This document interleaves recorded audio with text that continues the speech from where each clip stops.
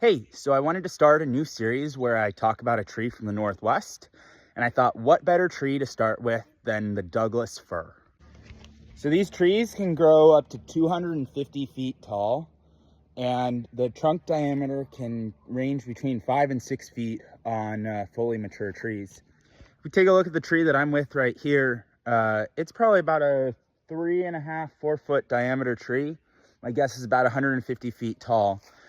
As we look at this bark, we can see that it's deeply furrowed in here, and it's got a reddish brown kind of coming through. This is what you're going to see on a more mature tree. Take a look at a younger fir, kind of like this. You'll see that the bark is less furrowed. You'll also see, pretty common on these trees, a yellow sap from any damage. So believe it or not, the Douglas fir is not a true fir, even though it's in the name.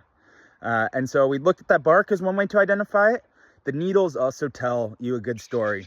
On a Douglas fir, the needles kind of spiral around the center twig, whereas on true firs, you're gonna find that the needles are in two flat lines. So this is a piece of Douglas fir wood.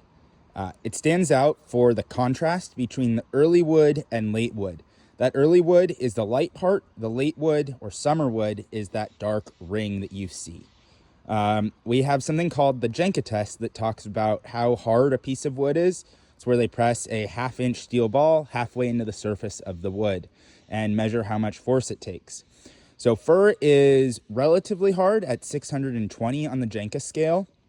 For reference, Western red cedar is about 320 and cherry is about 900. That being said, there is a dramatic difference in hardness between the early wood and late wood in Douglas fir.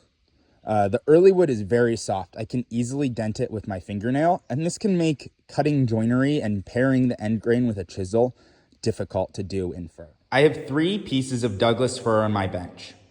On the left, we have a clear vertical grain piece, often labeled CVG. It likely came from an old growth tree, and many old homes in Portland are built with similar wood. In the middle, a second growth tree that was allowed to grow for probably 40 to 50 years before being harvested. And on the right, we have a typical stud. This piece may have only grown for 30 years. Now, a lot of people like to say that it was built better in the past and that those trees are actually better. But I'm really glad that we're not cutting down old growth forests anymore.